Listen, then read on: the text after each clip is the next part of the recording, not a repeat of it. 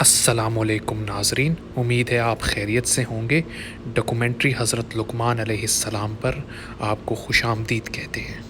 حضرت لقمان علیہ السلام ایک ایسی شخصیت ہے جن کا تذکرہ قرآن پاک میں اللہ تعالیٰ نے کیا ہے، اور آپ کے نام سے منسوب ایک سورہ بھی ہے جو کہ سورۃ لقمان کہلاتی ہے۔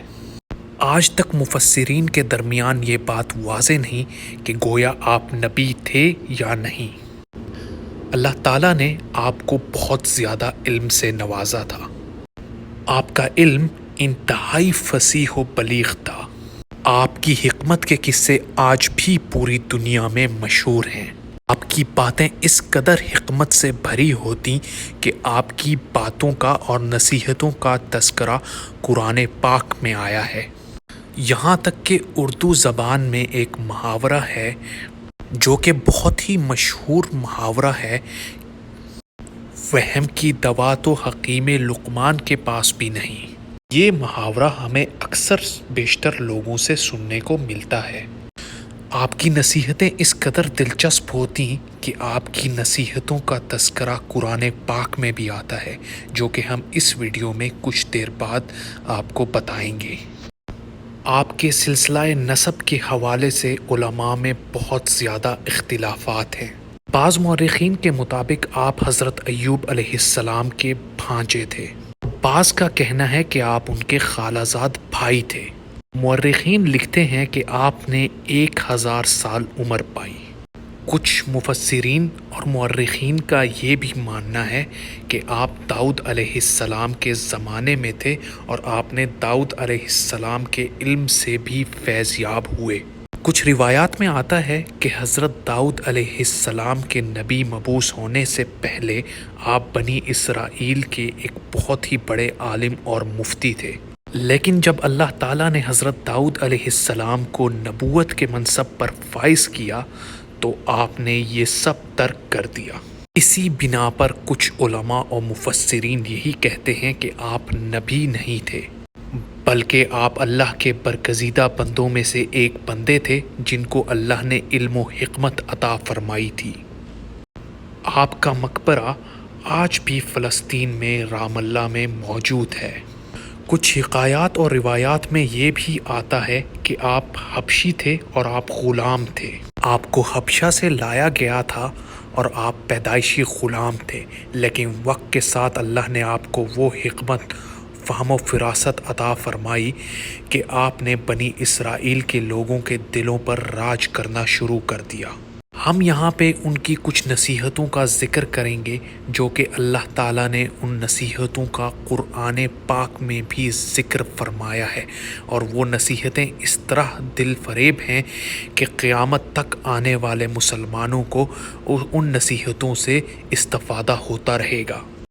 وَإِذْ قَالَ لُقْمَانُ لِابْنِهِ وَهُوَ يَعِظُهُ يَا بُنَيَّ لَا تُشْرِكْ بِاللَّهِ إِنَّ الشِّرْكَ لَظُلْمٌ عَظِيمٌ وَوَصَّيْنَا الْإِنسَانَ بِوَالِدَيْهِ حَمَلَتْهُ أُمُّهُ وَهْنًا عَلَى وَهْنٍ وَفِصَالُهُ فِي عَامَيْنِ أَنِ اشْكُرْ لِي وَلِوَالِدَيْكَ إِلَيَّ الْمَصِيرُ وَإِن جَاهَدَاكَ عَلَىٰ أَن تُشْرِكَ بِي مَا لَيْسَ لَكَ بِهِ عِلْمٌ فَلَا تُطِعْهُمَا وَصَاحِبْهُمَا فِي الدُّنْيَا مَعْرُوفًا وَاتَّبِعْ سَبِيلَ مَنْ أَنَابَ إِلَيَّ ثُمَّ إِلَيَّ مَرْجِعُكُمْ فَأُنَبِّئُكُم بِمَا كُنتُمْ تَعْمَلُونَ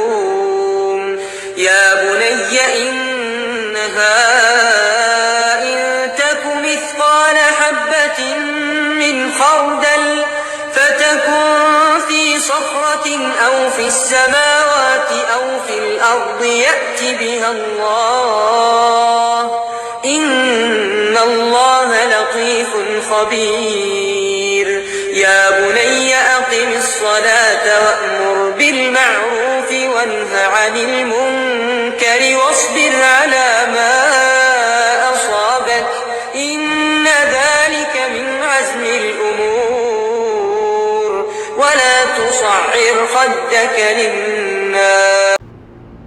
خدك للناس ولا تمش في الأرض مرحا إن الله لا يحب كل مختال فخور واقصد في مشيك واغضب من صوتك إن أنكر الأصوات لصوت الحمير۔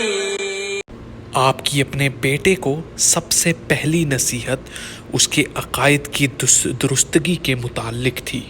آپ نے اپنے بیٹے سے کہا کہ اے میرے بیٹے، اللہ کے ساتھ شرک نہ کرنا، یقین جانو شرک بہت بڑا ظلم ہے۔ کی مراد یہ تھی کہ اللہ تعالیٰ ہی اس پوری کائنات کا خالق بھی ہے، مالک بھی ہے اور رازق بھی ہے، اور اس کے ساتھ کسی کو شریک عبادت کبھی نہ کرنا۔ انہوں نے اس کو سب سے بڑا ظلم قرار دیا، کیونکہ اس دنیا میں اس سے بڑا ظلم شاید کوئی ہو نہیں سکتا کہ اللہ تعالیٰ کی کسی مخلوق کو اس کے برابر ٹھہرایا جا سکے۔ یہی پیغام تو تمام انبیاء اور رسول اس دنیا میں لے کر آئے۔ آپ کی دوسری نصیحت بیٹے کو یہ تھی کہ اللہ کا علم ہر چیز پر محیط ہے۔ اس سے مراد یہ تھی کہ اس بات کا یقین رکھا جائے کہ آسمان اور زمین اور اس کے اندر جو کچھ ہے اس کے ایک ایک ذرہ سے اللہ جل و شانو اچھی طرح واقف ہے، اور کوئی بھی کائنات میں ایسی چیز نہیں جو اس سے مخفی ہو، اور اسے اس چیز پر ہر چیز پر قدرت حاصل ہے۔ اس طرح اگر کوئی چیز ذرے کے برابر ہو یا دکھ رہی ہو یا مخفی ہو یا اس دنیا کے کسی راز میں سے کسی راز میں پوشیدہ ہو تو اس سے بھی اللہ تعالیٰ باخبر ہے۔ آپ کی تیسری نصیحت بیٹے کو یہی تھی کہ اے بیٹا نماز قائم کرو۔ ایمان کے بعد اسلام میں جو اہم ترین رکن ہے وہ نماز ہے۔ آپ نے یہ نصیحت اس لیے کی کیونکہ نماز خود ایک اہم ترین چیز ہونے کے ساتھ ساتھ اعمال کی درستگی کا بھی ذریعہ ہے۔ نماز انسان کو بے حیائی اور برائی سے روکتی ہے، جیسا کہ ارشاد باری تعالیٰ ہے، جو کتاب آپ پر وحی کی گئی ہے اسے پڑھیے اور نماز قائم کیجیے، یقیناً نماز بے حیائی اور برائی سے روکتی ہے۔ سورۃ العنکبوت آیت نمبر 45۔ آپ نے اپنے بیٹے کو چوتھی نصیحت معاشرے کی اصلاح کے حوالے سے کی۔ آپ نے بیٹے سے فرمایا اپنی ذات سے اللہ اور اس کے رسول کی اطاعت کے ساتھ ساتھ معاشرے کی اصلاح کی کوشش کرتے رہنا۔ آپ کی اس بات سے یہ مراد تھی کہ معاشرے کے تمام لوگ اللہ کو مان کر اور اللہ کی مان کر زندگی بسر کرنے والے بن جائیں، امر بالمعروف و نہی عن المنکر پر عمل کریں، یعنی اچھائیوں کا حکم دیں اور معاشرے کے لوگوں کو برائی سے روکیں۔ اس کی وجہ یہ ہے کہ معاشرے میں جب برائی بہت زیادہ عام ہو جاتی ہے تو اس معاشرے میں بگاڑ ہونا پیدا شروع ہو جاتا ہے، اور وہ معاشرہ فسادات کی طرف چلا جاتا ہے، جس سے بہت زیادہ معاشرتی برائیاں جنم لیتی ہیں۔ آپ کی پانچویں نصیحت بیٹے کو حالات جیسے بھی ہوں اس میں صبر کی تلقین پر تھی۔ اللہ تعالیٰ نے بھی صبر کو اپنے ہاں ایک گہرا مقام دے رکھا ہے۔ اس میں کوئی شک کی بات نہیں کہ اللہ تعالیٰ نے اپنے ہاں صابر لوگوں کو بہت بڑا مقام دے کر رکھا ہے، اور اللہ تعالیٰ صابر لوگوں کو پسند فرماتا ہے۔ آپ نے بیٹے کو چھٹی نصیحت یہ کی کہ لوگوں کے سامنے تکبر سے اپنے گال مت پھیلاؤ، یعنی اس سے مراد یہ تھا کہ جب تم لوگوں سے ملاقات کرو یا ان سے گفتگو کر رہے ہو تو اس وقت اپنا منہ لوگوں سے نہ پھیر کر گفتگو کرو، اور اگر دیکھا بھی جائے تو یہ ایک اچھا تصور نہیں ہوتا معاشرے میں کہ اس طرح لوگوں سے منہ پھیر کر بات کی جائے، یہ بد اخلاقی کی مثال میں آتا ہے۔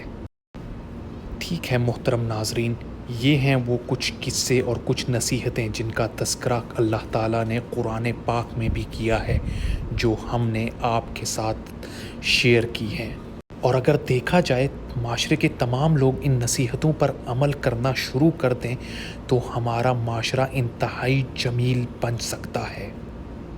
قرآن میں اللہ تعالیٰ نے بھی ان باتوں کا اسی لیے ذکر کیا ہے کہ معاشرے کے تمام لوگ ان بتائی ہوئی باتوں پر عمل کریں، کیونکہ اگر ان باتوں پر عمل کریں گے تو بہت ہی خوبصورت معاشرہ تشکیل دے گا